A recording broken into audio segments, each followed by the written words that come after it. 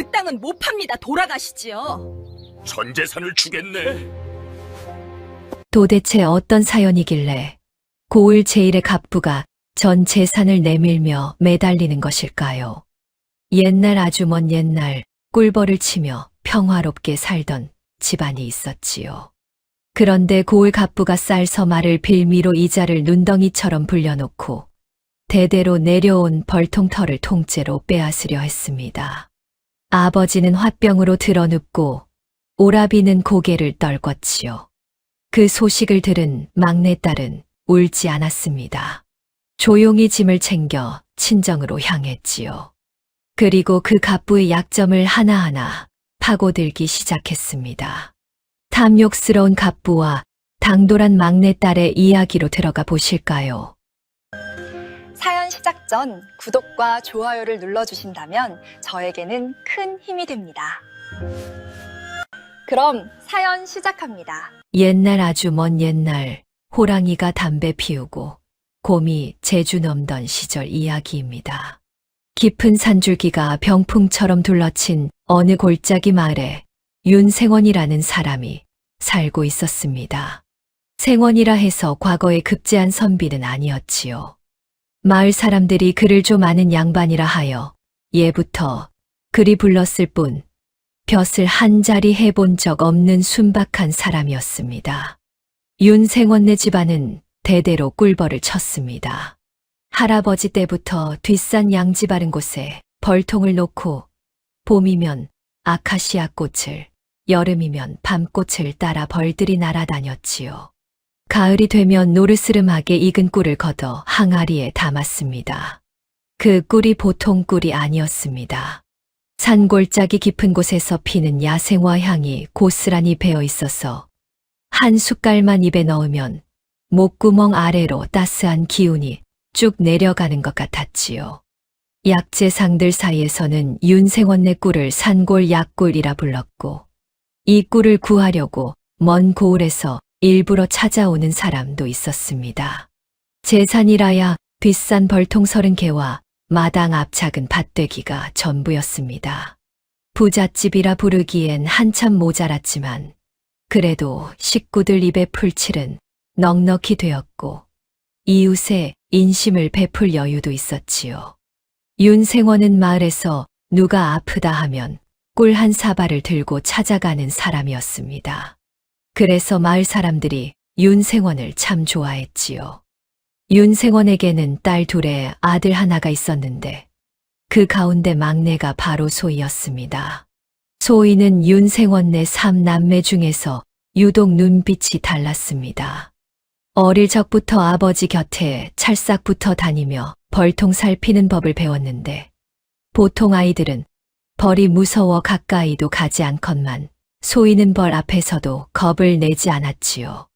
아버지가 벌은 급하게 움직이면 쏘는 법이다. 천천히 다가가거라 하고 한 번 일러주면 그 다음부터는 시키지 않아도 느릿느릿 손을 뻗어 벌통 뚜껑을 열 줄 알았습니다. 7살 때 일이었습니다. 윤생원이 장날에 꿀 항아리를 치고 나가려는데 소희가 치맛자락을 붙잡았지요. 아버지, 오늘은 항아리 값을 좀 올려받으세요. 윤생원이 고개를 갸우뚱했습니다. 올해 봄비가 적어서 아카시아 꽃이 일찍 졌잖아요. 꿀이 귀할 때 값을 올려야 겨울 양식을 넉넉히 장만할 수 있어요. 7살짜리 계집아이가 할 소리가 아니었지요. 윤생원은 어이가 없으면서도 속으로 감탄했습니다. 장에 나가보니 과연 소희 말이 맞았습니다. 봄 가뭄 탓에 꿀 물량이 줄었고 약재상들이 서로 사겠다고 값을 올려 불렀지요. 윤생원은 그해 꿀을 예년보다 2배 값에 팔 수 있었습니다. 그 뒤로 윤생원은 장에 나갈 때마다 소희를 데려갔습니다. 소희는 아버지 옆에 쪼그려 앉아 사람들이 흥정하는 것을 눈을 반짝이며 지켜보았지요. 누가 허풍을 치는지, 누가 진심으로 물건이 필요한지 소희는 사람의 표정과 말투에서 그것을 읽어냈습니다.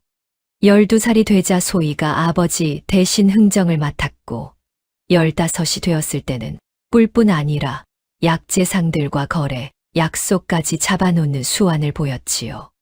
마을 사람들은 고개를 저으며 혀를 내둘렀습니다. 저 집 막내는 아들 열을 안 부럽겠구먼. 윤생원은 그 말을 들을 때마다 수염을 쓸어내리며 빙그레 웃었습니다.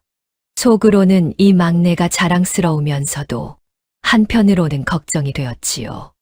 너무 영특한 딸을 어느 집에 보내야 빛이 바래지 않을까 하는 것이었습니다. 소희가 19 되던 해 봄이었습니다. 이웃 고을에서 혼담이 들어왔지요.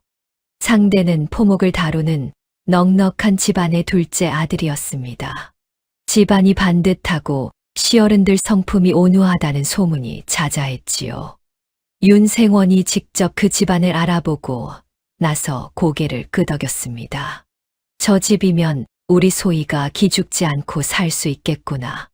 혼례가 치러졌습니다.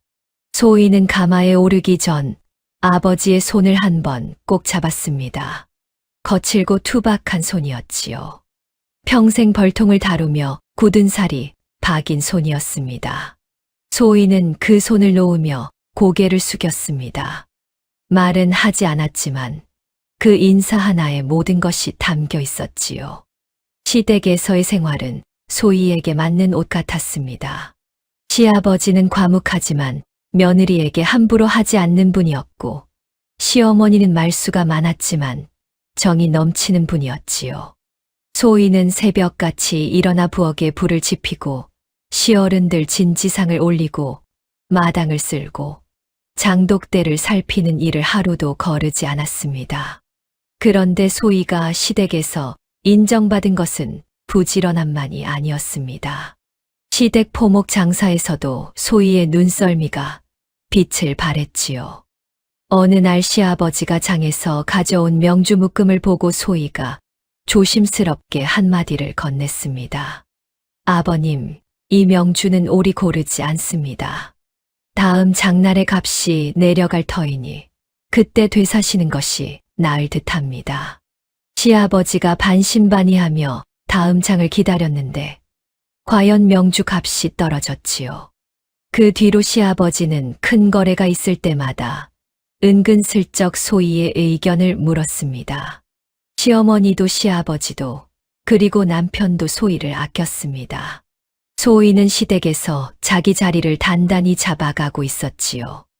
윤생원은 여전히 뒷산 벌통을 돌보았고 집안도 별 탈 없이 돌아가고 있었습니다. 작은 산골 마을에 해가 뜨고 지고 벌들이 날고 꿀이 익어가는 평범한 나날이었습니다. 그 평범함이 얼마나 귀한 것인지 사람은 잃어본 뒤에야 비로소 알게 되는 법이지요. 그리고 그 평범한 나날이 흔들리기 시작한 것은 바로 그의 여름이 지나고 가을바람이 불기 시작하면서부터였습니다. 그해 여름은 유독 비가 오지 않았습니다. 하늘이 쇳물을 녹여붓는 것 같은 볕이 한 달 넘게 이어졌지요. 논바닥이 갈라지고 개울물이 줄어들고 산에서 피어야 할 꽃들이 채 피지도 못하고 시들었습니다. 벌들은 꽃이 없으니 날아갈 곳이 없었지요. 벌통 안에서 우웅거리기만 할 뿐 꿀을 물어오지 못했습니다. 윤생원은 매일 아침 뒷산에 올라가 벌통을 들여다보았습니다. 속이 텅 빈 벌집을 볼 때마다 한숨이 나왔지요. 30개 벌통 가운데 꿀이 차오르는 것은 5-6개에 불과했습니다. 예년 같으면 가을이 되기도 전에 항아리가 모자랄 만큼 꿀이 넘쳤건만 올해는 항아리 10개도 채우기 어려운 형편이었습니다. 장에 내다 팔 꿀이 줄었으니 살림이 빠듯해지는 것은 당연한 일이었지요. 그래도 윤생원은 내색하지 않았습니다. 식구들 앞에서 걱정스러운 기색을 보이면 집안 분위기가 가라앉을 것을 알았으니까요. 이를 앙다물고 산을 오르내리며 벌통을 살폈습니다. 물이라도 넉넉히 주면 벌들이 힘을 낼까 싶어 새벽마다 개울에서 물을 길어다 벌통 주변에 그릇을 놓아두기도 했지요. 그런데 화는 홀로 오지 않는 법이었습니다. 가을이 코앞으로 다가온 어느 날이었습니다. 윤생원이 뒷산 비탈에서 벌통을 옮기다가 그만 발을 헛디뎠지요. 비가 오지 않아 마른 흙이 모래처럼 미끄러웠습니다. 발이 쭉 밀리면서 윤생원의 몸이 뒤로 넘어갔고 등이 바위 모서리에 부딪혔습니다. 순간 허리에서 뜨거운 것이 번졌지요. 숨이 멎는 것 같았습니다. 준서가 달려왔을 때 윤생원은 바닥에 엎드린 채 일어나지 못하고 있었습니다. 아버지, 괜찮으십니까? 윤생원은 이를 악물고 일어나려 했지만 허리가 꺾이듯 아파서 몸을 펴지 못했지요. 준서가 아버지를 업고 산을 내려왔습니다. 마을 의원이 와서 허리를 살폈는데 뼈에 금이 간 것 같으니 당분간 절대 움직이지 말라고 했지요. 절대 움직이지 말라는 것은 곧 벌통을 돌보지 못한다는 뜻이었습니다. 윤생원이 아랫목에 누운 날부터 집안 살림은 준서의 어깨 위에 고스란히 올라앉았습니다. 준서는 새벽에 일어나 벌통을 살피고 낮에는 밭을 메고 저녁에는 아버지 약을 다렸지요. 몸이 부지런한 사람이었으니 일 자체가 힘든 것은 아니었습니다. 하지만 문제는 다른 데 있었지요. 돈이 모자랐습니다. 꿀 수확이 절반으로 줄었는데 아버지 약값은 날마다 들어갔습니다. 마을 의원에게 내야 할 진료비도 밀리고 있었지요. 살림을 아무리 쪼개봐도 빈틈이 메워지지 않았습니다. 준서는 밤마다 장부를 펼쳐놓고 셈을 해보았지만 숫자를 아무리 돌려봐도 답이 나오지 않았습니다. 그러던 어느 날이었습니다. 장에 나갔다가 돌아오는 길에 준서는 아는 사람을 만났지요. 같은 마을에 사는 김서방이라는 사람이었습니다. 김서방은 준서의 얼굴을 보더니 대뜸 물었습니다. 자네 요즘 살림이 좀 어렵다는 소문이 있던데 맞는가? 준서는 선뜻 대답하지 못했습니다. 집안 형편이 어렵다는 것을 남에게 알리고 싶지 않았지요. 하지만 표정이 이미 답을 하고 있었습니다. 김서방이 목소리를 낮추며 말했습니다. 한 좌수 어른을 한번 찾아가 보게. 급한 살림에 꿀 수 있을 걸세. 한 좌우.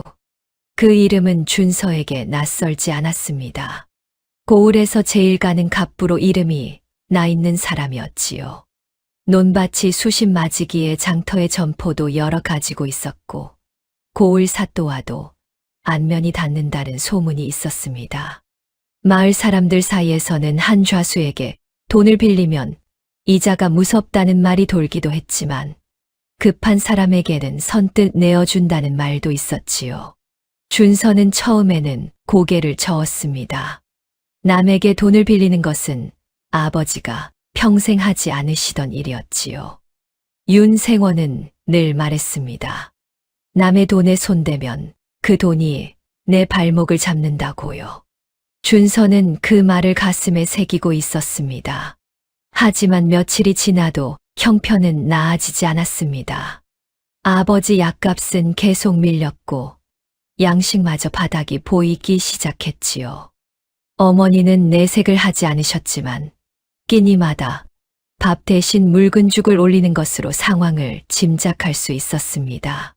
준서는 밤마다 뒤척이다가 결국 마음을 굳혔습니다. 아버지 약값 차고 양식값만 빌리자.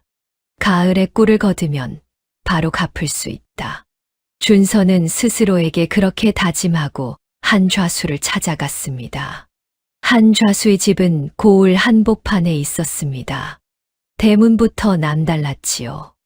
마을의 다른 집들이 나지막한 돌담에 나무 대문인 것과 달리 한 좌수의 집은 높다란 기와담에 소슬대문이 버티고 있었습니다. 대문 앞에는 하인이 2명 서 있었고 안으로 들어서니 넓은 마당 건너편에 기와를 올린 사랑채가 위풍당당하게 앉아 있었지요. 준서는 사랑채 마루 아래에서 한 좌수를 기다렸습니다. 잠시 뒤 안쪽에서 부채를 든 사내가 느릿느릿 걸어 나왔지요. 50줄에 접어든 듯한 덩치 좋은 사내였습니다. 비단 도포에 옥색 띠를 두르고 손에는 자개가 박힌 접선을 들고 있었지요. 한눈에 봐도 돈이 많은 사람의 차림새였습니다. 한 좌수는 준서를 위해서 아래로 한번 훑어본 뒤 마루에 털썩 앉았습니다. 자네가 윤생원 아들인가? 예, 그렇습니다. 무슨 일로 왔는지는 대충 짐작이 가네. 앉게. 준서는 마루 끝에 조심스럽게 걸터 앉았습니다. 한 좌수는 부채를 펄럭이며 준서의 이야기를 들었지요. 가뭄 때문에 꿀 수확이 줄었다는 것, 아버지가 허리를 다쳐 일을 못 하신다는 것, 약값과 양식이 모자라 급하다는 것. 준서는 하나하나 솔직하게 말했습니다. 한 좌수는 부채질을 멈추지 않고 들었습니다. 다 듣고 나서 고개를 끄덕였지요. 얼마나 필요한가? 쌀석 말이면 됩니다. 가을에 꿀을 걷는 대로 갚겠습니다. 한 좌수가 입꼬리를 살짝 올렸습니다. 쌀석 말. 크지 않은 돈이지. 좋네, 빌려주지. 준서는 속으로 안도의 숨을 내쉬었습니다. 생각보다 쉽게 풀리는 것 같았지요. 하지만 쉬운 것은 거기까지였습니다. 한 좌수가 하인을 불러 무언가를 가져오게 했습니다. 하인이 종이 한 장을 들고 왔지요. 차용 문서였습니다. 준서는 글을 읽을 줄 알았지만 문서의 내용이 한눈에 들어오지는 않았습니다. 글씨가 빽빽하게 적혀 있었고 이자에 관한 조항이 여러 줄에 걸쳐 써 있었지요. 여기에 수결을 하면 되네. 준서는 잠시 망설였습니다. 문서를 찬찬히 읽어봐야 한다는 것쯤은 알고 있었지요. 하지만 한 좌수 앞에서 문서를 이리저리 뒤집으며 꼼꼼히 따지는 것이 도리에 어긋나는 것 같았습니다. 상대가 베풀어 주는 것인데 의심하는 것처럼 보일까봐 걱정이 되었지요. 준서의 우직한 성격이 그 순간 발목을 잡았습니다. 결국 문서를 대충 훑어보고는 끝에 수결을 찍었지요. 쌀석 말은 그날로 준서의 손에 들어왔습니다. 준서는 쌀을 지고 집으로 돌아오면서 한시름 놓았지요. 당장 양식이 생겼고 아버지 약값도 낼 수 있게 되었으니까요. 하지만 안도는 오래 가지 않았습니다. 가을이 왔습니다. 가뭄의 흔적이 아직 남아있어 꿀 수확은 예년의 절반에도 미치지 못했지요. 준서는 거둔 꿀을 전부 장에 내다 팔았지만 쌀석말 값에 턱없이 모자랐습니다.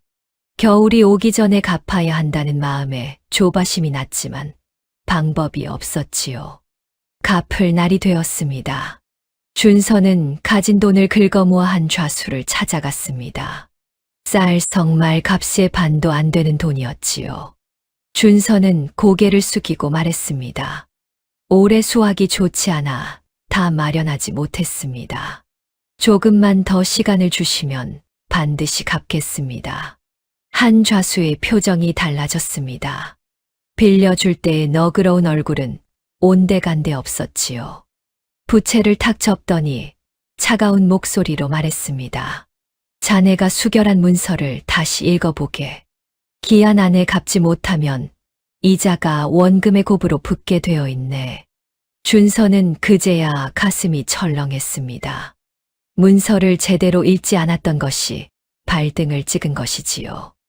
이자가 곱으로 붙는다는 것은 시간이 지날수록 갚아야 할 돈이 눈덩이처럼 불어난다는 뜻이었습니다.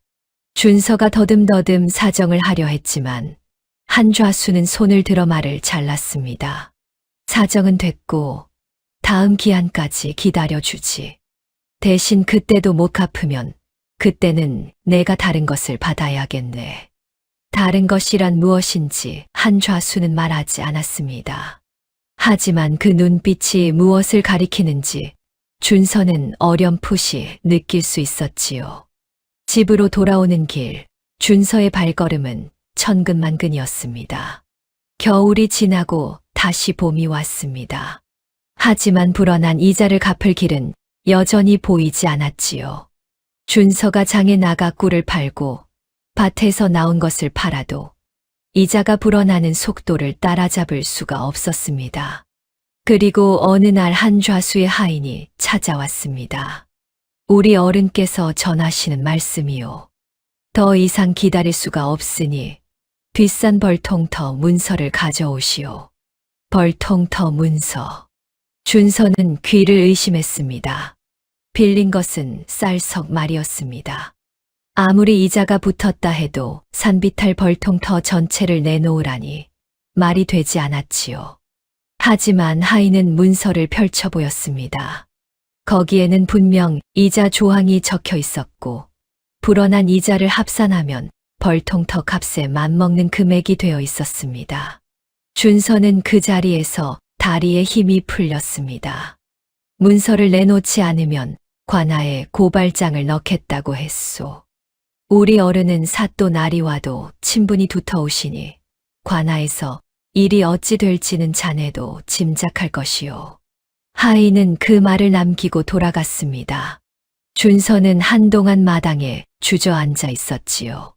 그날 저녁 준서는 아버지에게 말씀을 드렸습니다. 윤생원은 자리에 누운 채 아들의 이야기를 끝까지 들었습니다. 다 듣고 나서도 한동안 아무 말씀이 없으셨지요. 벌통터. 윤생원이 낮게 중얼거렸습니다. 그 두 마디 안에 평생이 담겨 있었지요. 할아버지 때부터 일구어 온 땅이었습니다. 아버지에게서 물려받아 자식들을 먹이고 입혀온 터전이었지요. 그 터전이 쌀석말 때문에 남의 손에 넘어가게 생겼다니. 윤생원의 얼굴이 시뻘겋게 달아올랐습니다. 가슴 안쪽에서 뜨거운 것이 치밀어 올라왔지요. 숨이 가빠지고 가슴을 움켜쥐었습니다. 어머니가 놀라 달려왔고 준서가 의원을 불러왔습니다. 의원은 고개를 절레절레 저으며 말했지요. 화병이라고요. 울화가 가슴에 맺혀서 그런 것이니 마음을 편히 가지셔야 하는데 마음이 편할 리가 없었습니다. 그날 밤부터 윤생원은 깊이 앓기 시작했습니다. 눈을 감고 누워 계셨지만 잠이 드신 것이 아니었지요. 이따금 가슴을 짚으시며 낮은 신음을 내셨습니다. 어머니는 곁에 앉아 물수건으로 이마를 닦아드리며 밤을 새웠지요. 준서는 방박 섬돌에 앉아 머리를 감싸 쥐었습니다. 자신이 불러온 일이었습니다. 아버지 말씀을 어기고 남의 돈에 손을 댄 것이 이 지경을 만든 것이지요. 후회가 밀려왔지만 돌이킬 수가 없었습니다. 다음 날도 그 다음 날도 윤생원은 일어나지 못하셨습니다. 어머니의 얼굴에도 그늘이 깊어졌지요. 집안의 웃음이 사라진 지 이미 오래였습니다. 밥상 위에 반찬이 하나씩 줄어가는 것을 준서는 알고 있었지만 어디서 어떻게 해야 할지 길이 보이지 않았습니다. 큰누이 채은에게도 기별을 보냈지만 채은의 시댁 형편도 넉넉지 않았지요. 채은은 소식을 듣고 눈물만 흘렸을 뿐 보탤 수 있는 것이 없었습니다. 집안의 기둥이 흔들리면 지붕이 내려앉는 법이지요. 윤생원네 초가집 위로 먹구름이 겹겹이 들이우고 있었습니다. 그리고 그 먹구름 아래에서 유일하게 아직 소식을 듣지 못한 사람이 한 명 있었지요. 이웃 고을 시댁에서 살림을 꾸리고 있는 막내딸 소희였습니다. 소희가 소식을 들은 것은 시댁에서 아침 밥상을 물리고 난 직후였습니다. 마당을 쓸고 있는데 대문 밖에서 헐레벌떡 뛰어오는 발소리가 들렸지요.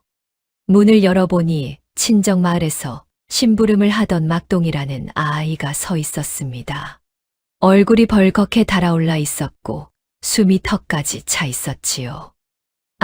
아씨, 큰일 났습니다. 막동이가 내민 것은 구겨진 쪽지 한 장이었습니다. 오라비 준서의 글씨였지요. 소희는 쪽지를 펼쳐 들었습니다. 글씨가 삐뚤빼뚤했습니다. 손이 떨리는 상태에서 쓴 것이 분명했지요.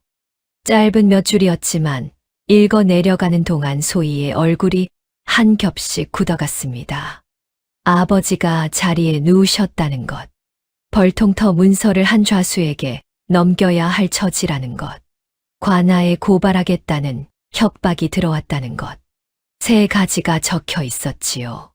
소희는 쪽지를 접어 품에 넣었습니다. 그리고 잠시 눈을 감았지요. 마당 한가운데 서서 바람 소리만 들었습니다. 머릿속이 빠르게 돌아가고 있었지만 얼굴에는 아무것도 드러내지 않았습니다. 막동아, 밥은 먹었느냐? 막동이가 고개를 저었지요. 소희는 부엌으로 가서 밥 한 덩이를 보자기에 쌓아 막동이 손에 쥐어 주었습니다. 먹으면서 돌아가거라. 내가 곧 할 테니 오라버니한테 그리 전해다오. 막동이가 밥 보자기를 안고 뛰어간 뒤 소희는 곧장 안채로 들어가 시어머니께 말씀을 올렸습니다. 어머님, 친정에 급한 일이 생겼습니다. 며칠 다녀와도 되겠습니까? 시어머니는 소희의 표정을 보았습니다. 평소에 얼굴빛 하나 흐트러지지 않던 며느리가 입술을 꼭 다물고 있었지요. 심상치 않은 일이라는 것을 단번에 알 수 있었습니다. 어서 다녀오려무나. 걱정 말고.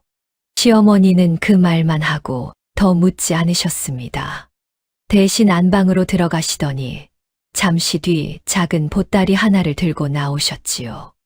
노잣돈과 약재 몇 가지가 들어 있었습니다. 시아버지가 들으시면 내 편을 들어주실 게다. 가는 길에 조심하고. 소희는 깊이 절을 올렸습니다. 시어머니가 등을 토닥여 주셨지요. 그 손길이 따뜻했습니다. 시어머니는 한 가지를 더 챙겨 주셨습니다. 복쇠를 데려가거라. 혼자 가기엔 길이 멀다. 복쇠는 시댁에서 오래 일한 하인이었습니다. 나이는 30 안팎이었고 체구는 보통이었지요. 첫눈에 보면 별 특징 없는 사람이었습니다. 동작이 느린 것 같기도 하고 말수가 적어 답답해 보이기도 했지요. 하지만 시키는 일은 빈틈없이 해내는 사람이었습니다. 장에 나가면 물건값을 깎는 솜씨가 여간 아니었고 사람 사이에 눈치를 읽는 것도 빨랐지요. 무엇보다 복쇠는 소희를 깊이 믿고 따랐습니다. 소희가 시댁에 들어온 첫해 다른 하인들이 새 며느리를 떠보듯 할 때 복쇠만은 처음부터 소희의 말에 군말 없이 움직였지요. 소희도 복쇠의 그 믿음직함을 알고 있었습니다. 소희는 짐을 간단히 꾸렸습니다. 옷가지 하나, 시어머니가 챙겨주신 보따리 하나. 그것이 전부였지요. 복쇠가 보따리를 받아들었습니다. 아씨, 길이 반나절은 넘습니다. 서두르시지요. 두 사람은 시댁 대문을 나섰습니다. 봄볕이 등을 비추고 있었지요. 길가에 진달래가 듬성듬성 피어 있었습니다. 다른 때였으면 발걸음을 멈추고 한 번쯤 바라봤을 풍경이었지만 오늘은 꽃이 눈에 들어오지 않았습니다. 걸으면서 소희의 머릿속은 멈추지 않았습니다. 한 좌수.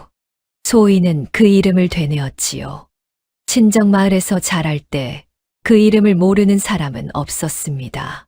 고을에서 제일 돈이 많은 사람, 가난한 사람에게 곡식이나 돈을 빌려주고 어마어마한 이자를 받아 챙기는 사람, 그 이자를 못 갚으면 집이며 땅이며 다 빼앗아 가는 사람.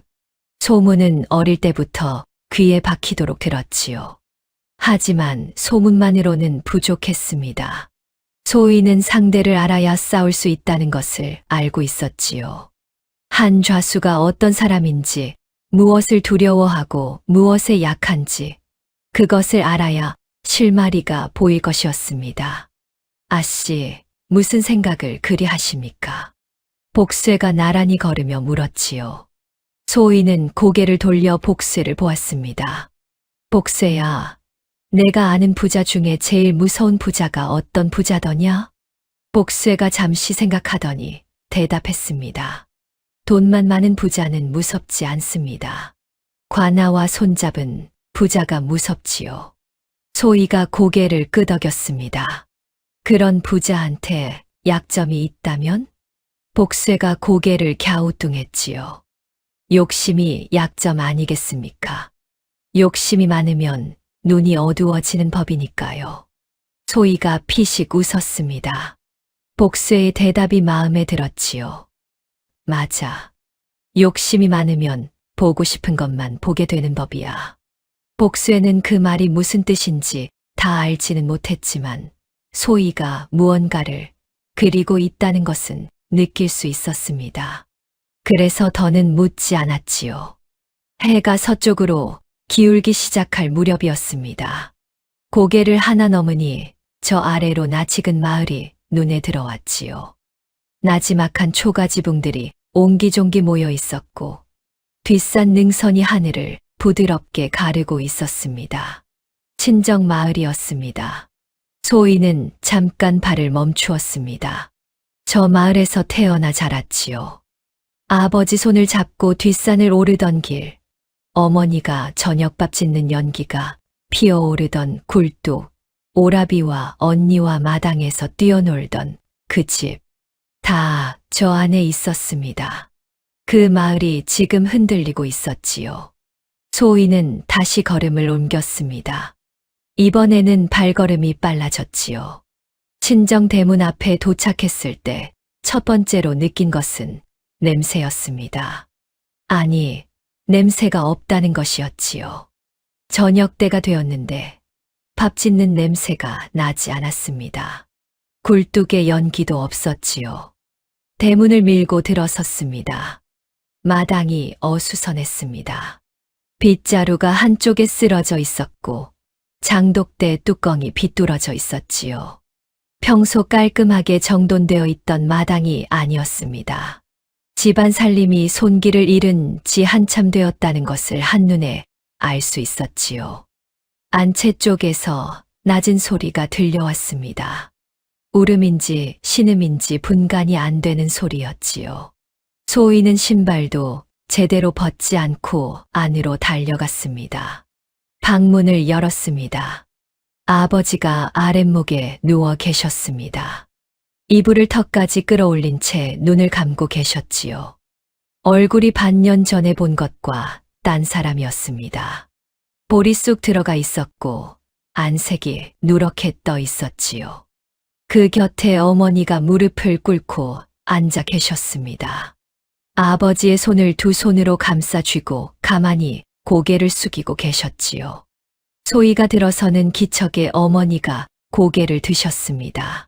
소희의 얼굴을 보는 순간 어머니의 눈에서 눈물이 주르르 흘러내렸지요. 말은 없으셨습니다. 그 눈물 한 줄기에 그동안 참아온 것이 다 담겨 있었습니다. 소희는 아버지 곁으로 다가가 얼굴을 들여다보았습니다. 가슴이 턱 막혔지요. 지난 봄 시집 갈 때 잡아주시던 그 크고 든든한 손이 이불 밖으로 나와 있었는데 뼈가 드러날 만큼 마르고 힘이 빠져 있었습니다. 소희는 그 손을 가만히 잡았지요. 차가웠습니다. 아버지. 윤생원이 눈을 떴습니다. 초점이 흐릿했지요. 소희의 얼굴을 알아보는데 잠시 시간이 걸렸습니다. 소희냐. 그 한마디를 내뱉는데도 숨이 가쁜 듯 했지요. 소희는 아버지의 손을 꼭 쥐었습니다. 울고 싶었지만 울지 않았습니다. 여기서 울면 안 되었지요. 우는 사람은 이미 이 집에 충분했습니다. 마당으로 나오니 안채 처마 밑에 큰언니 채은이 앉아 있었습니다. 채은도 소식을 듣고 시댁에서 달려온 것이었지요. 하지만 달려와도 할 수 있는 일이 없었습니다. 채은은 소희를 보자마자 눈물을 훔쳤습니다. 소희야. 채은 언니의 목소리가 떨렸지요. 더 말을 잇지 못하고 입술만 깨물었습니다. 그리고 섬돌 아래에 오라비 준서가 앉아 있었습니다. 허리를 잔뜩 구부리고 두 손을 무릎 위에 얹은 채 땅만 내려다보고 있었지요. 소희가 옆에 앉아도 한동안 고개를 들지 못했습니다. 소희야, 미안하다. 준서의 목소리가 갈라져 있었습니다. 내가 바보같이 그 돈에 손을 대서 이 꼴이 됐다고. 아버지를 저렇게 만든 것이 나라고. 준서는 제 머리를 두 손으로 감싸 쥐었지요. 소희는 잠시 오라비를 바라보았습니다. 탓하고 싶은 마음이 없다면 거짓말이겠지요. 하지만 지금 탓한다고 달라질 것은 아무것도 없었습니다. 오라버니, 준서가 고개를 들었습니다. 지나간 것은 지나간 겁니다. 이제부터 어떻게 하느냐가 중요하지요. 준서의 눈이 흔들렸습니다. 채은도 눈물을 닦으며 소희를 바라보았지요. 소희는 두 사람을 번갈아 보았습니다. 누워 계신 아버지, 울고 계신 어머니, 고개 숙인 오라비, 눈물 짓는 언니. 이 집 안의 길을 찾고 있는 사람은 아무도 없었습니다. 소희가 자리에서 일어났습니다. 언니, 오라버니, 이제 걱정 놓으세요. 짧은 말이었습니다. 하지만 그 목소리에 흔들림이 없었지요. 준서가 의아하다는 듯 올려다보았고 채은도 고개를 들었습니다. 소희의 눈빛은 이미 달라져 있었습니다. 슬픔도 두려움도 아닌 무언가를 단단히 마음먹은 사람의 눈이었지요. 그날 저녁이었습니다. 소희는 부엌에서 죽을 끓여 식구들에게 올렸습니다. 아버지 입에 죽을 한 숟갈 떠 넣어드리고 어머니 등을 문질러드리고 마당을 쓸고 장독대 뚜껑을 바로 덮었지요. 한동안 손길이 닿지 않았던 집안이 소희의 움직임 하나하나에 조금씩 제자리를 찾아가는 것 같았습니다. 채은이 소희 곁에 다가왔습니다. 내가 오니까 집이 다시 숨을 쉬는 것 같구나. 소희는 빙긋 웃었지만 대답하지 않았지요. 아직 웃을 때가 아니었습니다. 밤이 깊어지고 식구들이 잠자리에 든 뒤였습니다. 소희는 혼자 본체 뒷문을 열고 밖으로 나섰지요. 뒷산 능선이 어둠 속에서 하늘을 가르고 있었습니다. 별이 총총했지요. 소희의 눈이 산 위쪽 어딘가에 머물렀습니다. 뒷산 꼭대기 근처에 아무도 쓰지 않는 빈터가 있다는 것을 소희는 알고 있었지요. 어릴 때 아버지를 따라 산을 오르다가 본 적이 있었습니다. 옛날에 옹기를 굽던 가마터였는데 불을 떼던 자리라 흙이 딱딱하게 굳어서 풀도 제대로 자라지 않는 쓸모없는 땅이었지요. 아버지도 오라비도 그 빈터에는 신경을 쓰지 않았습니다. 아무짝에도 쓸모가 없었으니까요. 소희는 그 빈터를 떠올리며 가만히 서 있었습니다. 아직 뚜렷한 그림은 아니었지요. 하지만 무언가가 머릿속에서 슬슬 꿈틀거리기 시작하고 있었습니다. 쓸모없는 땅, 아무도 거들떠보지 않는 땅, 그런 땅이 오히려 무언가에 쓸 수 있지 않을까. 아직은 흐릿한 생각이었지요. 실처럼 가느다란 것이 머릿속 어딘가에서 풀려나오려 하고 있었습니다. 소희는 그 실을 억지로 잡아당기지 않았지요. 서두르면 끊어지는 법이었습니다. 뒷문에 기대어 서 있던 복쇠가 다가왔습니다. 아씨, 밤바람이 찹니다. 들어가시지요. 소희는 뒷산을 한 번 더 올려다보았습니다. 그리고 나지막이 말했지요. 저 산이 도와줄 수도 있겠네. 복쇠는 무슨 말인지 알 수 없다는 표정으로 고개를 갸우뚱했습니다. 하지만 소희가 저런 말을 할 때는 이유가 있다는 것쯤은 알고 있었지요. 그래서 더 묻지 않았습니다. 소희는 뒷문을 닫고 안으로 들어갔습니다. 등잔 불빛이 방 안을 어렴풋이 비추고 있었지요. 소희는 자리에 앉아 무릎 위에 손을 가지런히 올려놓았습니다. 내일부터 움직여야 했습니다. 한 좌수가 어떤 사람인지, 무엇을 탐내고 무엇을 두려워하는지, 그것을 알아내는 것이 첫 번째였지요. 상대를 모르면 싸울 수가 없었습니다. 하지만 상대를 알면 싸우지 않고도 이기는 길이 보이는 법이었지요. 소희는 등잔 불꽃을 가만히 바라보았습니다. 작은 불꽃이 흔들리고 있었지만 꺼지지는 않았지요. 이 집도 그래야 했습니다. 흔들리더라도 꺼지면 안 되었지요. 소희의 긴 밤이 시작되고 있었습니다. 다음 날 아침이었습니다. 소희는 새벽같이 일어나 부엌에 불을 지폈지요. 솥에 죽을 올려놓고 마당을 쓸었습니다. 장독대 뚜껑을 바로 덮고 처마 밑에 널어둔 빨래를 걷었지요. 손이 움직이는 동안에도 머릿속은 쉬지 않았습니다. 오늘 할 일은 하나였습니다. 한좌수라는 사람을 제대로 아는 것이었지요. 돈이 많다는 것은 알았습니다. 고리대금으로 재산을 불렸다는 것도 알았지요. 관아 사또와 안면이 있다는 것도요. 하지만 그것만으로는 부족했습니다. 사람을 제대로 알아야 빈틈도 보이는 법이었지요. 아침 죽을 식구들에게 올리고 나서 소희는 슬쩍 집을 나섰습니다. 마을 우물가로 향했지요. 우물가는 안악들이 모이는 곳이었습니다. 물을 기르러 오는 것 같으면서도 실은 이야기를 나누러 오는 곳이었지요.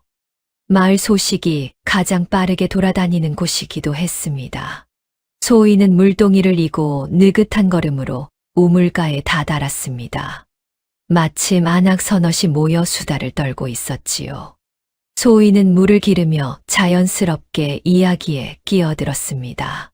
시집간 딸이 친정에 왔다 하니 안부를 묻는 것은 당연한 일이었지요.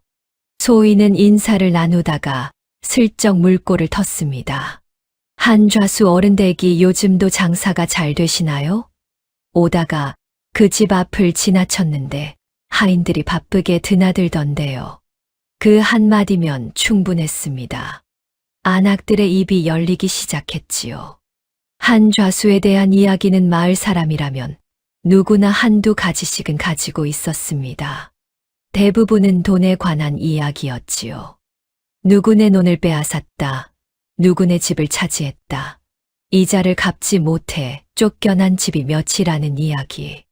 소희는 고개를 끄덕이며 들었지만 그것은 이미 아는 내용이었습니다. 소희가 기다린 것은 다른 이야기였지요.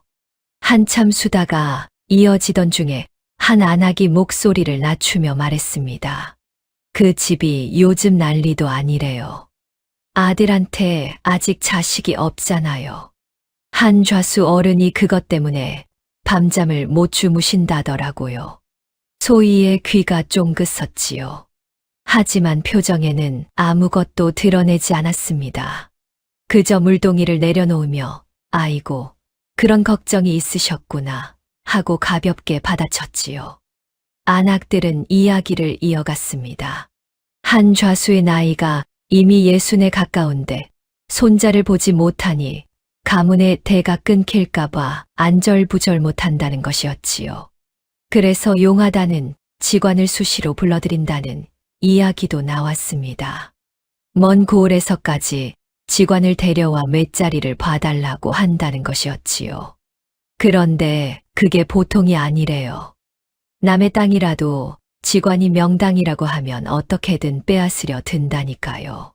실제로 몇 집이 선산을 빼앗기고 다른 고을로 떠났다는 이야기도 있었어요. 소희는 조용히 물을 기르며 하나하나 머릿속에 새겼습니다. 손자가 없어 초조함. 명당 맷자리에 병적 집착. 직관의 말이라면 무조건 믿는 성격. 세 가지가 선명하게 잡혔지요. 우물가에서 돌아오는 길에 소희는 생각을 정리했습니다. 한좌수는 돈이 많고 땅이 많지만 가장 두려워하는 것은 따로 있었지요. 자손이 끊기는 것. 그 두려움이 명당에 대한 집착으로 이어지고 그 집착이 직관의 말에 매달리게 만들고 있었습니다. 벌통터를 노리는 것도 결국 그것과 닿아 있을 가능성이 높았지요. 단순히 돈 때문만은 아닐 수도 있었습니다. 소희는 집에 돌아와 물동이를 내려놓고 잠시 마당에 섰습니다. 그때였지요. 대문 밖에서 왁자지껄한 소리가 들려왔습니다. 사내 여럿의 발소리와 함께 대문이 벌컥 열렸지요. 앞장선 자는 50줄의 덩치 좋은 사내였습니다. 비단 도포를 걸치고 옥색띠를 두르고 있었지요. 손에는 자개가 박힌 접선을 들고 있었습니다. 차림새 하나하나가 돈을 자랑하려는 기색이 역력했지요. 한 좌수였습니다. 뒤따라 들어선 하인 대여섯이 한 좌수 양옆으로 서며 마당을 가득 메웠습니다. 위세를 부리려는 것이 뻔히 보였지요. 준서가 안에서 뛰어나왔습니다. 얼굴이 하얗게 질려 있었지요. 한 좌수는 준서를 보자마자 접선을 탁 펼치며 목소리를 높였습니다. 박서방, 내 기한을 넉넉히 줬는데 아직도 답이 없는 게요. 오늘은 빈손으로 돌아가지 않을 것이니 그리 아쉬오. 준서는 입술을 꽉 깨물고 있었습니다. 무슨 말을 해야 할지 모르는 얼굴이었지요.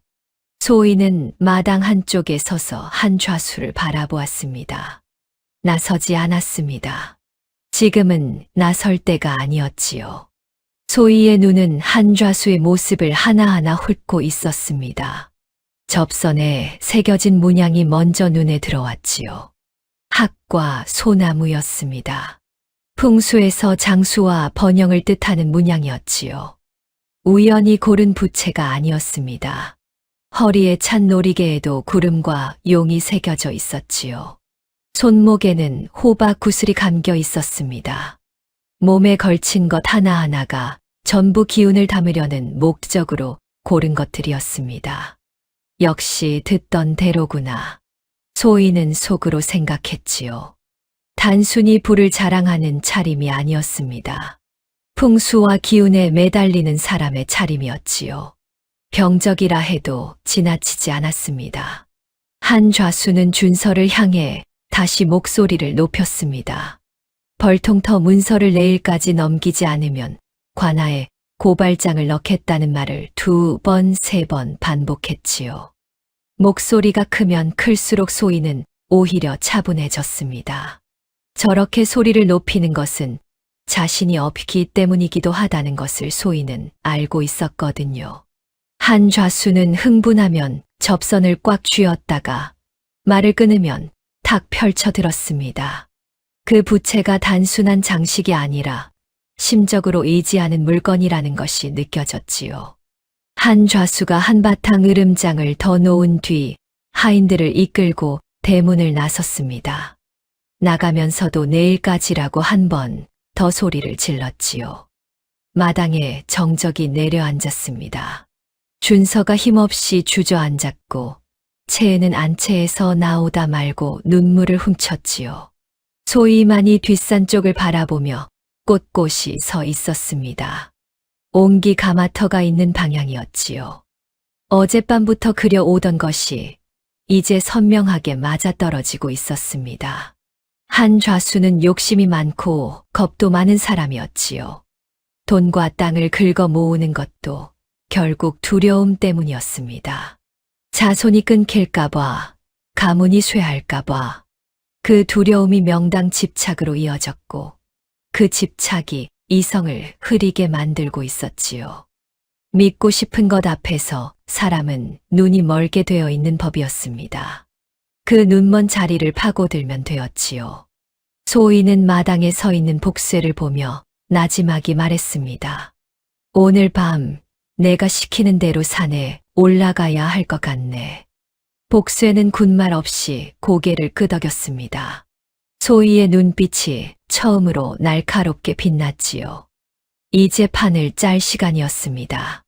한 좌수가 돌아간 그날 저녁이었습니다. 소희는 식구들을 안방에 불러 모았지요. 아버지는 아직 누워 계셨지만 눈을 뜨고 계셨습니다. 어머니가 곁에 앉으셨고 준서와 채인이 마주 앉았지요.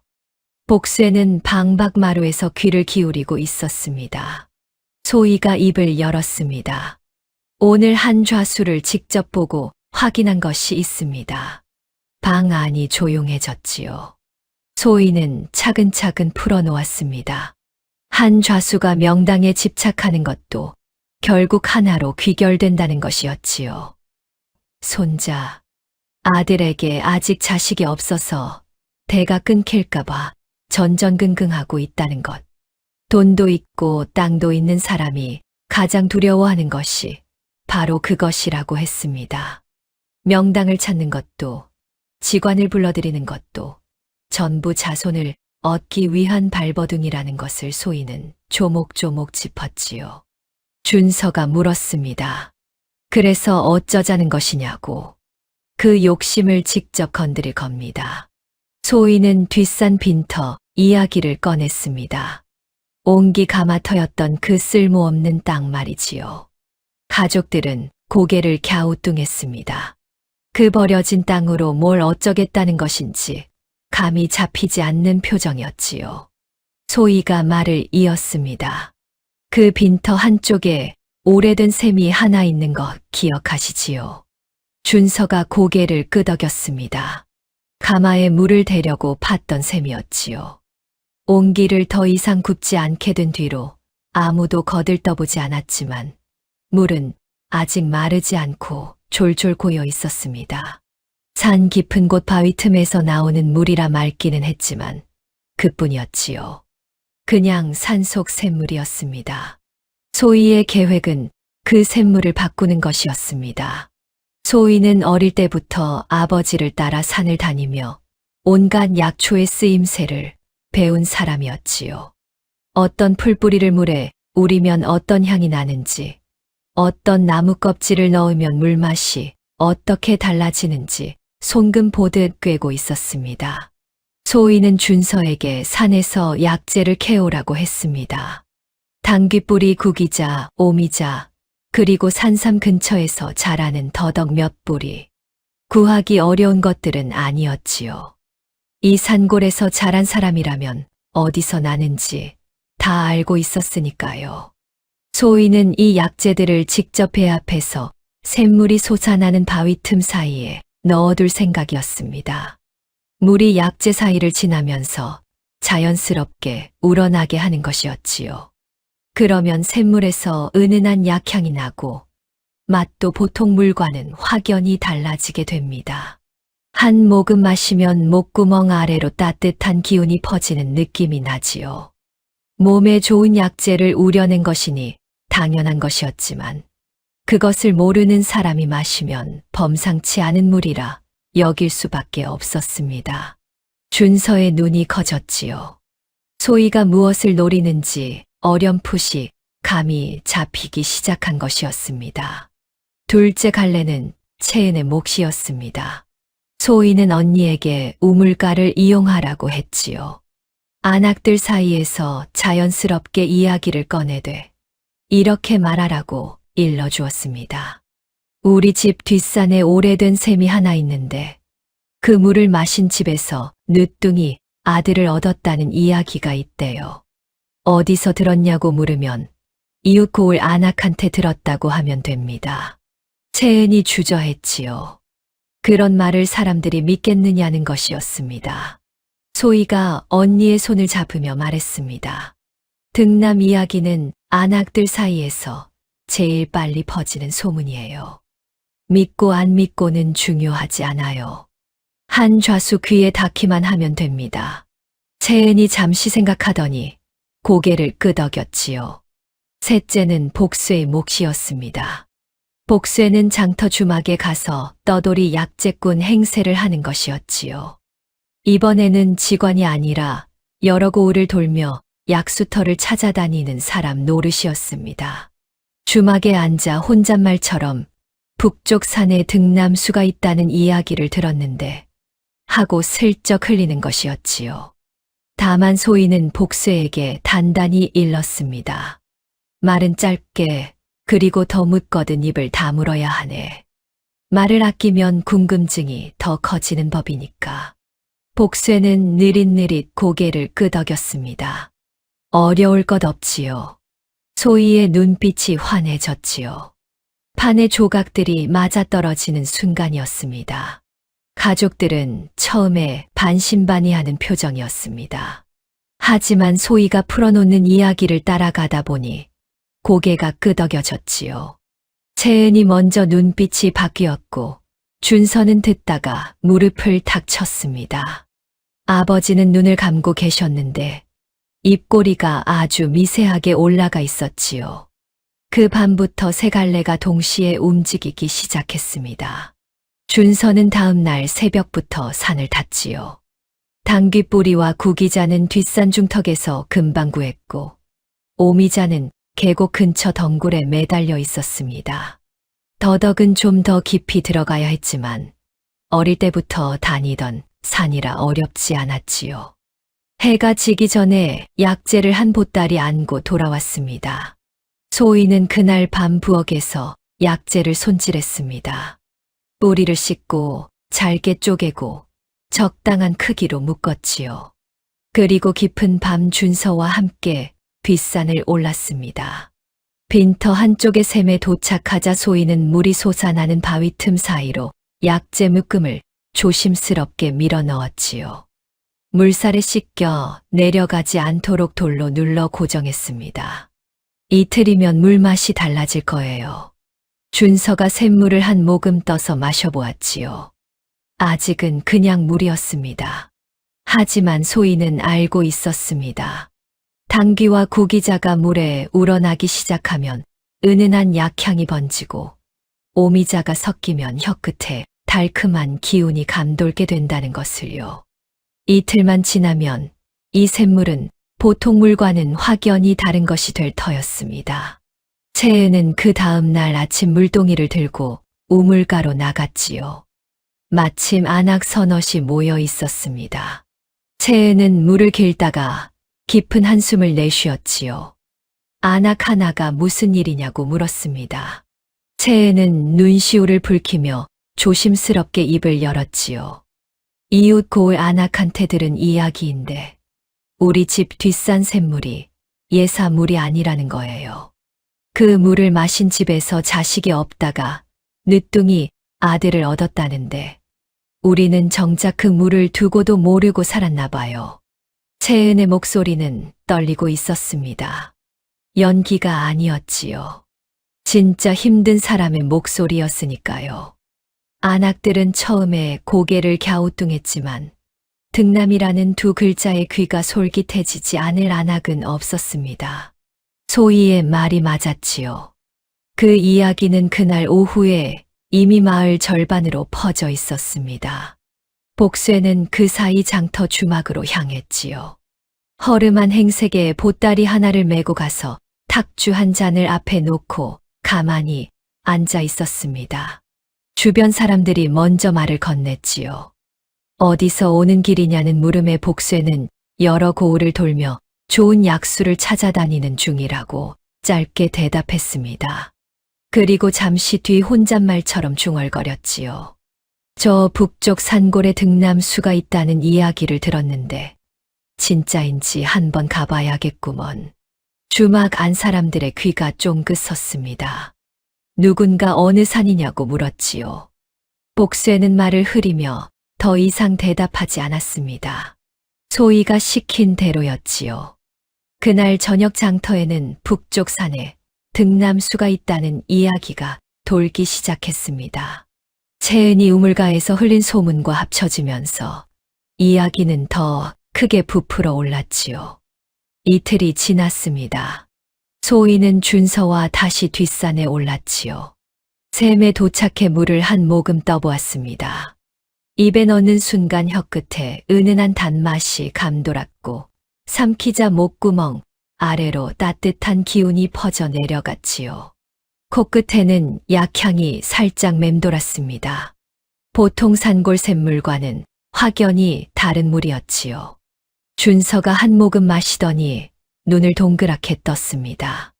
이건 진짜 약수 같은데. 소희가 피식 웃었지요. 그러니까 속는 거야. 소희는 빈터를 한 바퀴 둘러보았습니다. 풀도 제대로 자라지 않는 메마른 땅, 깨진 옹기 조각이 여기저기 박혀 있는 황량한 곳. 하지만 그 구석에 졸졸 흐르는 샘물 하나가 이 모든 것을 바꿔놓을 수 있었지요. 소희는 산을 내려오며 생각했습니다. 소문이 퍼졌고 샘물도 준비되었지요. 이제 남은 것은 한좌수가 스스로 찾아오는 것이었습니다. 손자의 목이 마른 사람에게 등남수라는 소문이 귀에 들어갔을 때 가만히 앉아 있을 수 있을까요? 소희는 그럴 리 없다는 것을 알고 있었지요. 판은 짜여졌습니다. 이제 기다리면 되었습니다. 소문이란 물과 같아서 한번 흐르기 시작하면 막을 도리가 없지요. 채은이 우물가에서 흘린 이야기와 복쇠가 주막에서 흘린 이야기가 만나 하나로 합쳐졌습니다. 뒷산 샘물이 등남수라는 소문은 이틀도 채 지나지 않아 고을 전체로 번졌지요. 장터에서도 밭두렁에서도 빨래터에서도 그 이야기가 돌았습니다. 그리고 그 소문이 한좌수의 귀에 닿는 데는 사흘이 걸리지 않았지요. 한좌수의 집에서 심부름하는 하인이 장터에서 그 이야기를 주워 듣고 돌아온 것이었습니다. 한좌수는 처음에 코방귀를 뀌었지요. 등남수라니 어디서 그런 허황된 소리가 나도는 겐가 하고 넘기려 했습니다. 하지만 넘기려 해도 넘어가지 않는 것이 사람 마음이었지요. 밤이 되자 한좌수는 잠이 오지 않았습니다. 아들 내외의 방 쪽을 바라보며 한숨을 쉬었지요. 혼이 난 지 햇수로 5해였습니다. 용하다는 의원을 불러보기도 하고 이름난 절에 공을 들이기도 했지요. 명당 맷자리를 찾아 조상을 옮기면 대가 이어진다는 말에 직관을 수없이 불러들이기도 했습니다. 그래도 소식이 없었지요. 등남수. 그 두 글자가 자꾸 머릿속에서 맴돌았습니다. 허황된 소리라고 머리로는 생각했지만 혹시라는 마음이 가슴 한쪽에서 고개를 들었지요. 손자를 보지 못한 채 눈을 감게 되면 어쩌나 하는 두려움 앞에서는 이성이란 것이 참으로 허약한 것이었습니다. 다음 날 한좌수는 하인을 시켜 소문의 출처를 더 알아오라고 했지요. 하인이 돌아와 전한 이야기는 이러했습니다. 윤생원네 뒷산 빈터에 오래된 샘이 있는데 그 물을 마신 집에서 늦둥이 아들을 얻었다는 소문이 돌고 있다는 것이었지요. 게다가 장터 주막에서 만난 떠돌이 약재꾼도 북쪽 산에 등남수가 있다는 이야기를 했다는 것이었습니다. 한좌수의 눈이 흔들렸지요. 서로 다른 데서 같은 이야기가 나온다는 것은 그만큼 근거가 있을 수도 있다는 뜻이었습니다. 물론 아닐 수도 있었지요. 하지만 한좌수는 이미 믿고 싶은 쪽으로 마음이 기울고 있었습니다. 결국 한좌수는 직접 확인하러 나섰지요. 하인 하나만 데리고 조용히 뒷산을 올랐습니다. 위세를 부리러 가는 것이 아니라 확인을 하러 가는 것이었으니 사람을 많이 데려갈 필요가 없었지요. 빈터에 도착한 한좌수는 주위를 둘러보았습니다. 풀도 제대로 자라지 않는 메마른 땅이었지요. 깨진 옹기 조각이 여기저기 박혀 있었고 황량하기 짝이 없는 곳이었습니다. 한좌수는 속으로 코웃음을 쳤지요. 이런 곳에 무슨 등남수가 있겠느냐고. 하지만 빈터 한쪽 구석으로 걸음을 옮기자 졸졸 소리가 들려왔습니다. 바위 틈 사이에서 맑은 물이 솟아나고 있었지요. 한좌수는 무심코 손을 뻗어 물을 떠 올렸습니다. 입에 넣는 순간이었습니다. 혀끝에 은은한 단맛이 감돌았지요. 보통 산골 샘물에서는 나지 않는 맛이었습니다. 삼키자 목구멍 아래로 따뜻한 기운이 쭉 내려갔지요. 그리고 코끝에 약향이 살짝 스쳤습니다. 산삼탕을 마실 때와 비슷한, 하지만 그보다 더 은은하고 깊은 향이었지요. 한좌수의 손이 멈추었습니다. 눈이 커졌지요. 한 모금 더 떠서 마셨습니다. 같은 맛이었지요. 입안에 감도는 따뜻한 기운이 가슴까지 번지는 것 같았습니다. 이건 보통 물이 아니야. 한 좌수의 가슴이 두근거리기 시작했습니다. 소문이 떠오르고 손자 생각이 떠오르고 그 두 가지가 눈앞의 샘물과 겹쳐지면서 머릿속이 뜨거워졌지요. 이성이 한 발짝 물러나고 그 자리를 욕심이 채우기 시작했습니다. 한 좌수는 산을 내려오면서 하인에게 이 일을 아무에게도 말하지 말라고 단단히 입단속을 시켰지요. 남들이 먼저 알면 안 되었으니까요.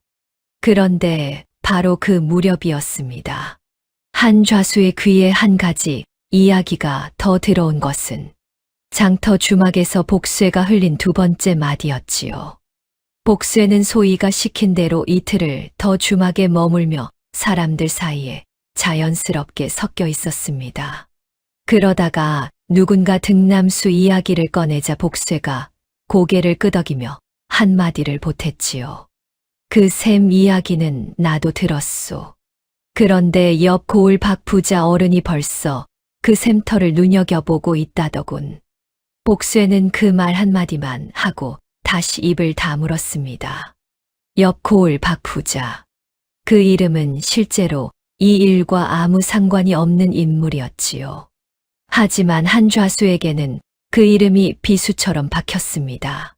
자신이 탐내는 것을 남도 탐낸다는 것. 그것이 사람의 욕심에 불을 지피는 가장 확실한 방법이었지요. 소희는 그것을 알고 있었습니다. 한 좌수는 그날 밤 뒤척이다가 새벽녘에 벌떡 일어났지요. 더 이상 기다릴 수가 없었습니다. 다음 날이었습니다. 소희가 아침 일찍 마당을 쓸고 있는데 대문이 열렸지요. 한 좌수가 들어서고 있었습니다. 이번에는 하인을 잔뜩 데려온 지난번과 달리 신복 하나만 데리고 왔지요. 소희는 그 차이를 놓치지 않았습니다. 위세를 부리러 온 것이 아니라 협상을 하러 왔다는 뜻이었지요. 스스로 찾아왔다는 것, 그리고 조용히 왔다는 것. 그것은 이미 판이 기울었다는 뜻이었습니다. 한 좌수는 소희를 보자 목소리를 낮추었지요. 지난번 으름장을 놓던 그 목소리와는 사뭇 달랐습니다. 뒷산 빈터 말이오. 그 땅을 팔 생각이 없소. 소희는 빗자루를 내려놓으며 천천히 대답했지요.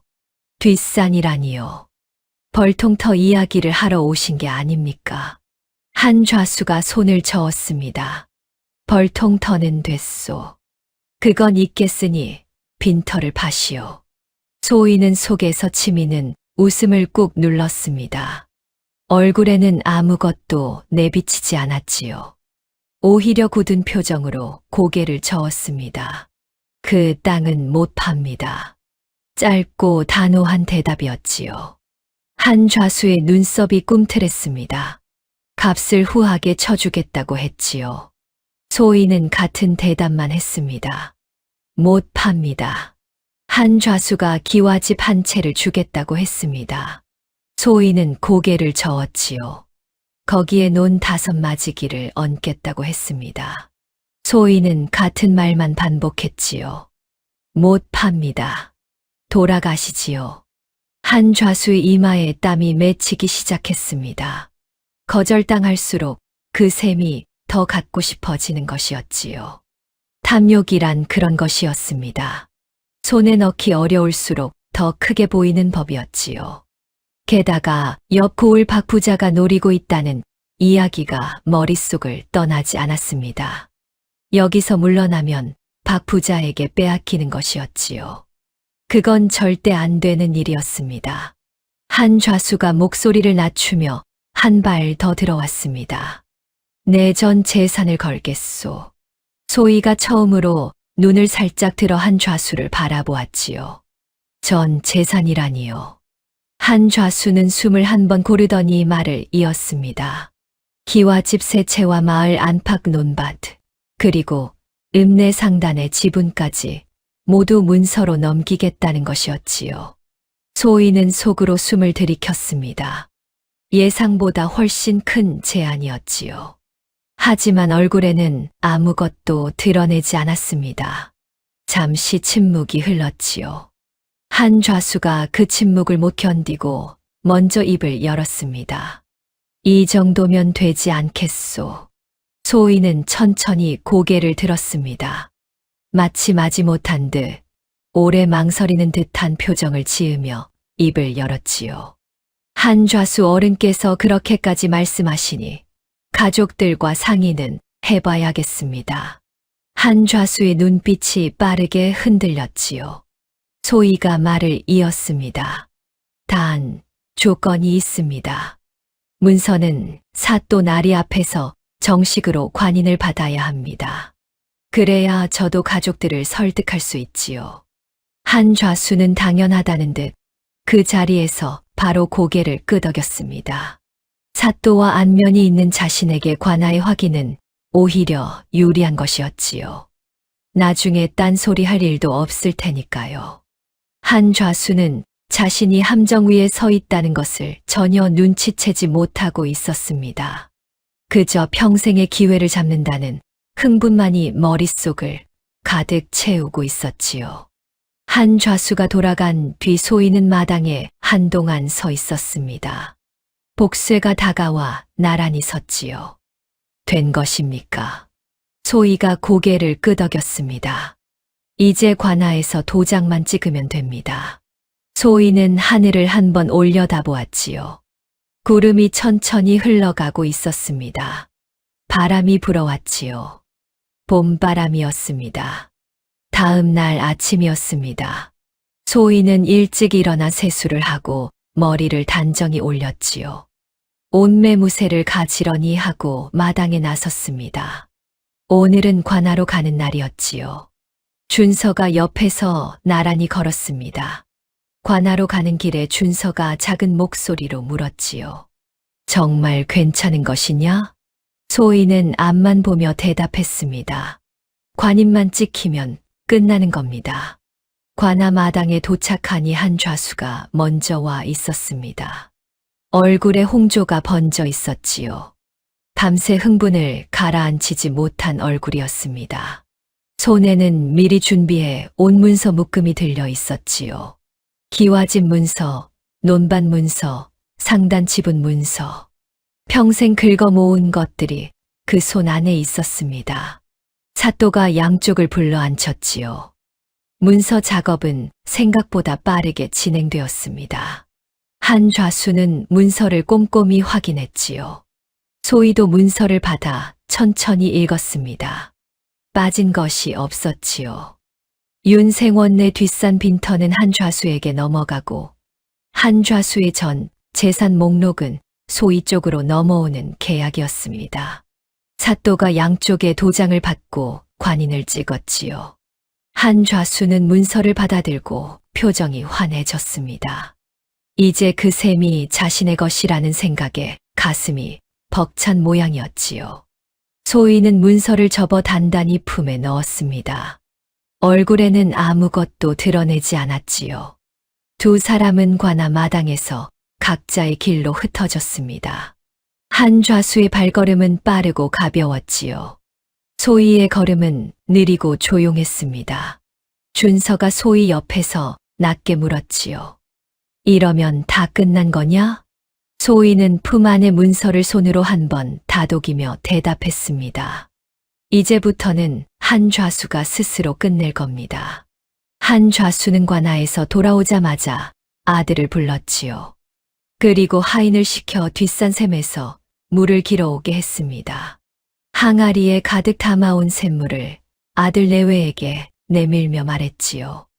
이 물을 매일 마시라고. 한좌수의 눈에는 확신이 차 있었습니다. 아들은 아버지의 성화에 못 이겨 샘물을 마셨지요. 며느리도 마셨습니다. 한좌수는 매일 하인을 보내 물을 길어오게 했지요. 항아리가 비면 다시 채우고 또 비면 다시 채웠습니다. 하루가 지나고 이틀이 지나고 닷새가 지났지요. 아무 일도 일어나지 않았습니다. 열흘이 지났습니다. 여전히 아무 소식이 없었지요. 한좌수의 얼굴에 서서히 그늘이 들이오기 시작했습니다. 그러던 어느 날이었지요. 한좌수는 직접 뒷산에 올라가 샘을 다시 살펴보았습니다. 물을 떠서 마셔보았지요. 처음 마셨을 때와 달랐습니다. 약향이 옅어져 있었지요. 단맛도 거의 느껴지지 않았습니다. 한 좌수의 미간이 좁혀졌습니다. 무언가 이상했지요. 샘 주변을 살피기 시작했습니다. 물이 솟아나는 바위 틈을 들여다보았지요. 그리고 손을 넣어 더듬었습니다. 손끝에 무언가가 잡혔지요. 끄집어내 보니 천으로 묶인 뭉치였습니다. 풀어보자 안에서 나온 것은 반쯤 삭은 약재 찌꺼기였지요. 당귀뿌리의 잔해, 구기자 껍데기, 오미자 알갱이, 누군가 일부러 바위 틈에 넣어둔 것이 분명했습니다. 한 좌수의 얼굴이 하얗게 변했지요. 등남수가 아니었습니다. 누군가 약재를 물에 우려 넣어 맛과 향을 만들어낸 것이었지요. 처음 마셨을 때 혀끝에 감돌던 단맛도, 목구멍을 타고 내려가던 따뜻한 기운도, 코끝을 스치던 약향도 전부 약재에서 나온 것이었습니다. 한 좌수의 다리에서 힘이 빠졌지요. 그 자리에 주저앉았습니다. 손에 쥔 약재 찌꺼기가 바람에 흩어졌지요. 속았다. 한 좌수는 한참을 그 자리에 앉아 있었습니다. 그리고 벌떡 일어나 산을 내려갔지요. 윤생원네 집을 향해 곧장 달려갔습니다. 얼굴이 시뻘겋게 달아올라 있었고 눈이 충혈되어 있었지요. 대문을 밀치듯 열고 들어서며 소리를 질렀습니다. 사기요. 이건 사기란 말이오. 그 샘물에 약재를 넣어놓지 않았소. 소희가 마루로 나왔지요. 한 좌수는 소희를 보자마자 손가락질을 하며 따져들었습니다. 소희는 한 좌수가 소리를 다 쏟아낼 때까지 조용히 기다렸지요. 한 좌수의 목소리가 잦아들자 소희가 천천히 입을 열었습니다. 한 좌수 어른, 저는 그 샘물이 등남수라고 말한 적이 없습니다. 한 좌수의 눈이 흔들렸지요. 저는 그 땅을 못 판다고 했을 뿐입니다. 한 좌수 어른께서 꼭 사겠다고 하셔서 못 이기고 응한 것이고요. 소희의 목소리는 낮고 침착했습니다. 한 좌수는 입을 열었다 닫았다 했지요. 반박을 하려 해도 소희의 말이 틀리지 않았습니다. 계약서를 떠올려 보았지요. 어디에도 등남수라는 말은 없었습니다. 샘물의 효험에 대한 보증도 없었지요. 빈터를 사고 전 재산을 넘기는 내용만 적혀 있었습니다. 그 내용을 자신이 직접 확인하고 자신이 직접 도장을 찍은 것이었지요. 한 좌수가 목소리를 다시 높였습니다. 관아에 가겠소. 사기로 고발하겠다는 것이었지요. 소희는 표정 하나 바꾸지 않았습니다. 가시지요. 사또 나리 앞에서 관인까지 찍은 계약이니 사또 나리께서 잘 판단해 주실 겁니다. 한 좌수의 얼굴이 굳었지요. 관인을 받은 것은 자신이었습니다. 계약 내용을 꼼꼼히 확인한 것도 자신이었지요. 스스로 원해서 스스로 도장을 찍은 것이었습니다. 한 좌수는 그 자리에 한동안 서 있었지요. 입술이 파르르 떨렸습니다. 하지만 할 수 있는 말이 없었습니다. 법적으로 다툴 근거가 없었으니까요. 한 좌수는 결국 아무 말도 하지 못한 채 대문을 나섰습니다. 나가는 발걸음이 무겁고 느렸지요. 들어올 때와는 딴 사람 같았습니다. 소희는 한 좌수가 대문을 나서는 것을 바라보았습니다. 그리고 준서에게 말했지요. 이제 계약서대로 재산을 넘겨받아야 합니다. 내일 다시 관아로 가야 할 것 같아요. 다음 날 관아에서 재산 이전 절차가 진행되었지요. 관인이 찍힌 계약서가 있었기 때문에 사또도 절차대로 처리할 수밖에 없었습니다. 한 좌수는 그 자리에 나타나기는 했지만 아무 말도 하지 않았지요. 이미 법적으로 다툴 수 없다는 것을 알고 있었습니다.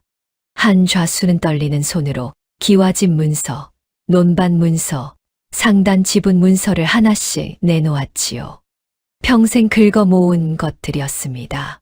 그 문서들이 소희의 손으로 하나씩 넘어갔지요. 절차가 끝나고 관아 마당을 나서는 한좌수의 뒷모습은 아침에 들어올 때와 전혀 달랐습니다. 들어올 때는 아직 무언가 남아있다는 듯 어깨를 세우고 있었지만 나갈 때는 그 어깨가 축 늘어져 있었지요. 고을 사람들이 그 광경을 바라보았습니다. 수근거리는 소리가 들렸지만 한좌수는 고개를 들지 않았지요. 소희는 문서들을 품에 안고 관아 마당에 섰습니다. 하늘이 맑았지요. 준서가 옆에서 나직이 말했습니다. 소희야, 내가 해냈구나. 소희는 대답 대신 문서를 한 번 꼭 쥐었지요. 해낸 것은 맞았지만 아직 할 일이 남아 있었습니다. 되찾은 것들을 제대로 쓰는 것. 그것이 진짜 마지막 일이었지요. 소희가 제일 먼저 한 일은 부모님 약을 짓는 것이었습니다. 넘겨받은 재산 가운데 읍내 상단의 지분이 있었지요. 그것을 통해 좋은 약재를 구하는 것은 어렵지 않았습니다. 소희는 직접 약재를 골랐지요. 아버지의 허리와 기침에 쓸 약재, 어머니의 화병에 쓸 약재를 따로 챙겼습니다. 아버지는 약초를 누구보다 잘 아는 분이었지요.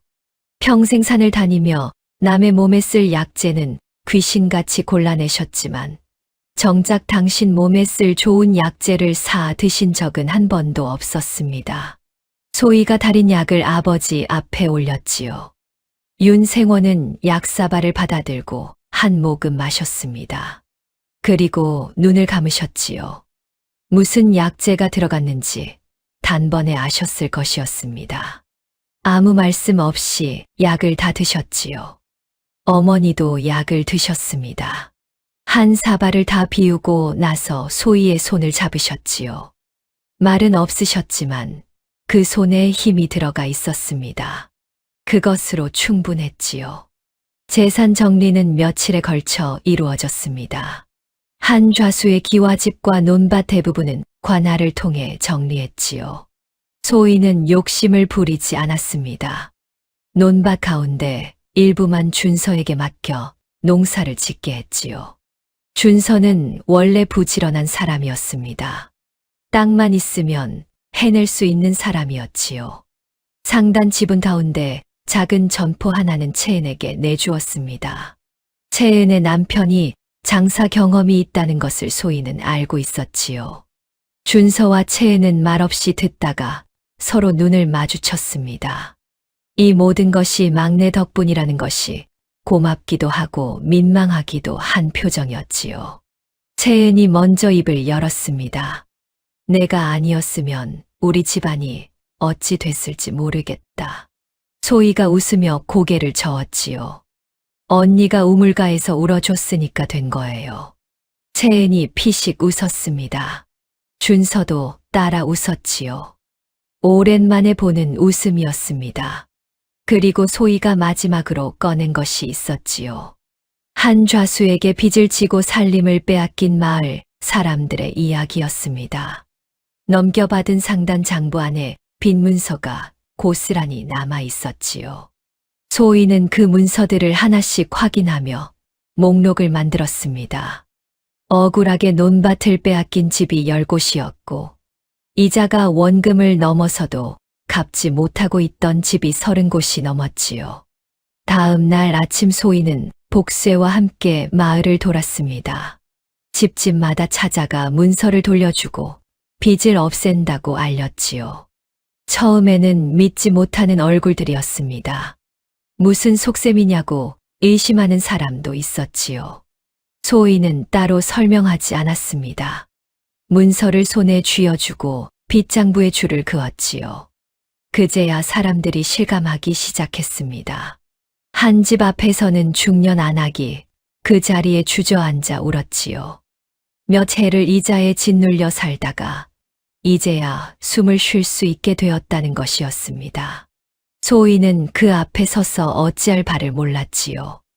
위로의 말도 대단한 말도 떠오르지 않았습니다.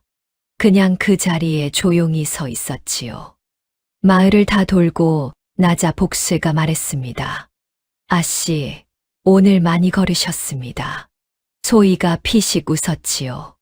몸은 피곤했지만 마음은 오히려 가벼웠습니다. 해야 할 일을 다 한 날의 기분이란 이런 것이었지요. 그날 저녁이었습니다. 윤생원네 마당에 오랜만에 온 가족이 모였지요. 어머니가 직접 부엌에 나가셨습니다. 오래간만이었지요. 채은이 옆에서 전을 부쳤고 준서는 어디선가 막걸리를 한 병 구해왔습니다. 복쇠도 마당 한쪽에 앉아 어색하게 웃고 있었지요. 아버지는 마당 평상에 앉아 계셨습니다. 아직 몸이 다 낫지는 않으셨지만 오늘은 기어이 일어나 나오셨지요.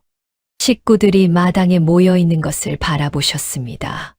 오래전 이 집이 온전하던 시절에나 볼 수 있었던 풍경이었지요. 아버지가 소희를 부르셨습니다. 소희가 아버지 앞으로 가 앉았지요. 윤생원은 소희의 얼굴을 한참 바라보셨습니다. 그리고 거칠고 투박한 손으로 소희의 손을 잡으셨지요. 평생 벌통을 다루며 굳은 살이 박인 손이었습니다. 하지만 소희에게는 세상에서 가장 든든한 손이었지요. 우리 집안의 진짜 명당은 바로 너였구나. 어머니가 곁에서 고개를 끄덕이셨습니다. 눈가가 촉촉했지요. 채은이 옆에서 끼어들었습니다. 맞아, 우리 막내가 명당이지. 복덩이 막내딸. 준서도 멋쩍게 웃으며 막걸리 잔을 들었지요. 마당에 웃음이 번졌습니다. 오랫동안 잊고 있었던 웃음이었지요. 소희는 그 웃음 속에서 주위를 둘러보았습니다. 저녁 햇살이 마당에 비스듬히 들어오고 있었지요. 어머니의 얼굴, 아버지의 얼굴, 오라버니와 언니의 얼굴. 그 얼굴들이 노을빛에 물들어 있었습니다. 소희는 아버지의 손을 꼭 쥐었지요. 가족이 함께 웃을 수 있는 이곳이 진짜 명당이었습니다. 조상들의 지혜가 담긴 설화는 언제 들어도 참 묘한 매력이 있죠. 이 이야기는 제가 직접 현대적으로 재구성해서 만든 창작물입니다. 대본 작성부터 사파 작업까지 모든 과정에 정성을 다하고 있거든요. 잊혀가는 우리 이야기를 계속 이어가겠습니다.